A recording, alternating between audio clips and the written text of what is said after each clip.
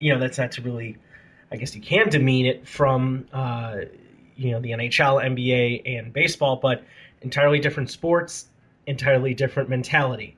And so I, it's appointment television when it comes to uh, bigger cities with their pro teams, or in, I don't want to say rural or specifically segmented to those areas, but less populated areas, The or, South. well, Just say the the South. South. Yeah, the South, Don't beat around it. Just say it.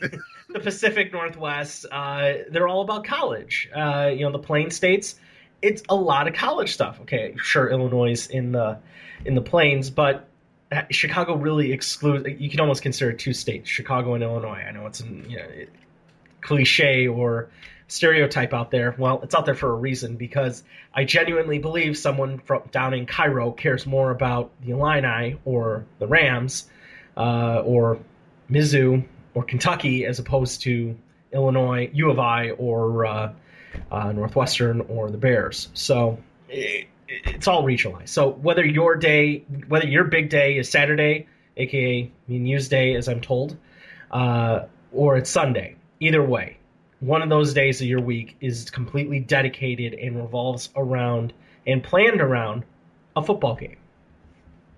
Yeah, that is another thing that helps is the your team plays once a week, and Yeah.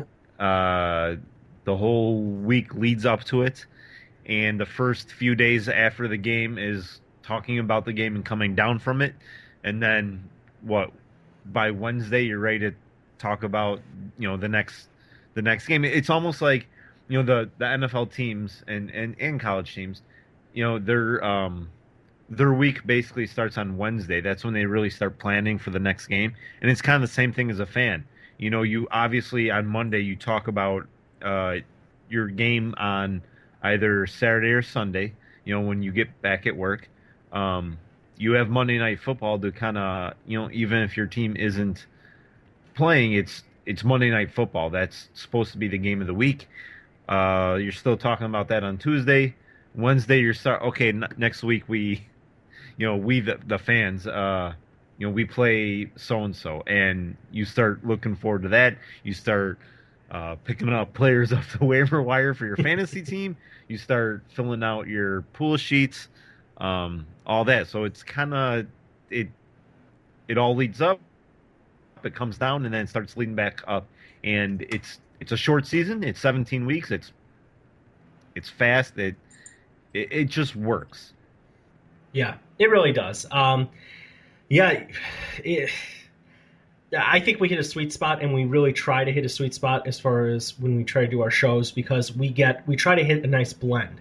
If we're recording, say, on a Tuesday night or a Wednesday night, we have a little bit of dissection from the previous game, and then we have a lot more looking forward into the next game. So I know we like to have that. Whether our schedules do mesh up this season, we'll see. We certainly will try to provide the best coverage possible for, well, our Chicago Bears and your Chicago Bears if you are listening. And Raiders.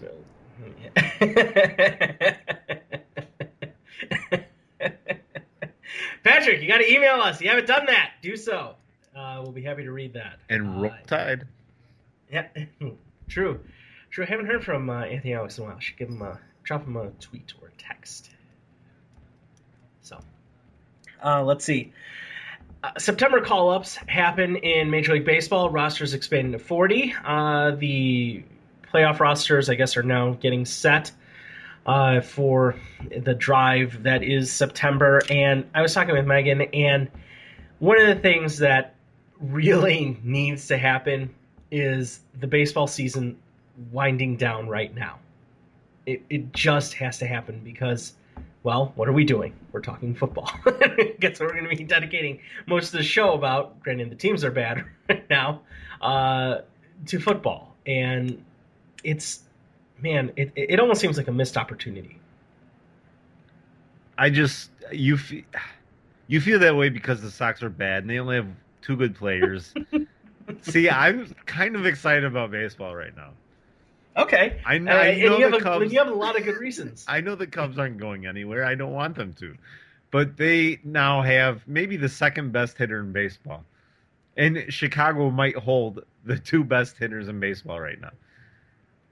With obviously on the South side, the Rookie of the Year, and this kid should get maybe votes for MVP. Um, Definitely rookie of the year, not MVP. Let Mike no, Trout have I it. said votes. I mean, Yeah. he should get consideration for it. I mean, Yes. that's how good he's been in Abreu. And then, What does it take for Mike Trout to win an MVP? Come on.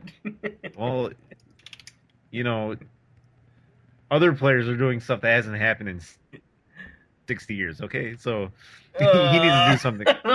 I know it can't be another Detroit Tiger reference. Oh, so bad. Um, and then with the Cubs, uh, Soler coming up, and the bum only had one hit yesterday, dropping his batting average under 500. That's how. Oh my gosh, that's it. It's over. Granted, it was another double, but he only had one hit, so he's only batting like 480 now. Uh, Oh, after like 8 games, the guy just terrible. the nerve. Oh gosh. Nerve. So I'm enjoying watching the collapse of the Brewers. That's delicious. However, what that's doing is allowing the Cardinals to take control. Not like the Cardinals are really playing well, but it's kind of like by default they're gonna win the division again. And whenever they're one of those teams like they just get in, however they get in, and you're gonna end up seeing them in the World Series. Unfortunately, that's kind of how the Cardinals roll usually. So it's kind of bittersweet seeing the Brewers kind of plummet. Oh, just think of Ryan Braun and him not. That's what I said. It's bittersweet. I love seeing Braun. I love seeing the Brewers not make the playoffs, but it's putting the Cardinals in the playoffs.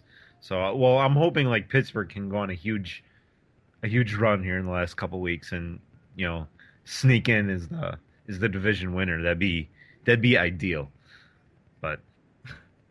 But no, like the other races are exciting. It's just that when your teams are bad, the start of the NFL season's like, God, It's baseball glorious. sucks. Why do we even watch it? It's football. You know what I mean? Like, but if the Sox were in a playoff race, you we'd probably open the show with baseball tonight instead of football. It's just it's not good in the town right now. So yeah, so I can understand why you like. There's no way you would think that was that when was the last time they were legit? 2 years ago, the Sox Yeah, two, no, three. I think. three. Is it three? Oh gosh, no, two. Two. You're right. 2 years. Yeah, when they were in a playoff race and they couldn't get anyone to go to the game. Yeah, they couldn't get anyone to go to the game. They couldn't let any. They couldn't buy a win. Yeah. Like at my bachelor party, they were like 2 games out of Yes. first, and They just had to win 2 games or so, and and no no, one was at the couldn't do it. ballpark. No, it was at the. It honestly felt that team felt like just just some bum at a dog track or a horse track, just looking for lost winning tickets, just scrounging through everything, just all the trash, Sometimes you looking find for that it. ticket though. Yeah, off the time you don't. 99% of the time you don't, and that season was the 99%. Oh gosh. Ugh. But yeah, no, it's nice for the Cubs to have that sort of fanfare, and I think they were very wise in sending out invoices for season ticket holders for next year, because there is an excitement, there is a buzz in the air about the team and where the team is going. So I certainly expect to see that uptick in attendance. Certainly means better revenue, or I should say more revenue, and as long as they can start making the necessary field improvements, I think they're oh boy, it's going to be a juggernaut. Like a real baseball team. Yeah. Gosh, forgot about the new baseball or the new radio deal that they have. Wow. That too. Yikes. Yowza. Oh boy. Sit back, relax, and yeah. WCUB. That's all you guys do. Talk about the Cubs. That's what it's gonna be. Oh man. Oh man. So let's see what else we got. A little bit of NBA stuff. Derrick Rose is helping Team USA secure first place in their Group C for FIBA. I didn't know that was now a thing, but it is for their Basketball World Cup. Are they removing basketball from the Olympics? No, I don't think so. They still want some viewership for the Olympics, don't they? Allegedly, everyone tunes in for the Olympics. So, allegedly, oh boy, that's rough. What is worse, the first game of the NFL preseason, or actually no, second game in the NFL preseason, or the Olympics? And there are some games in the Olympics that are okay, but overall, it's pretty bad. They're not sports. No, it's like who's the best exerciser? This guy exercised the fastest. He gets a gold medal. Yes. This guy exercised the third fastest. He gets a medal that almost looks like gold, but not quite. Is it copper? No, it's not copper. It would make more sense if it was copper, but it's not copper. Oh man. Oh, that's good stuff there. Let's see. Anything else as far as the mainstreams? I think that's it.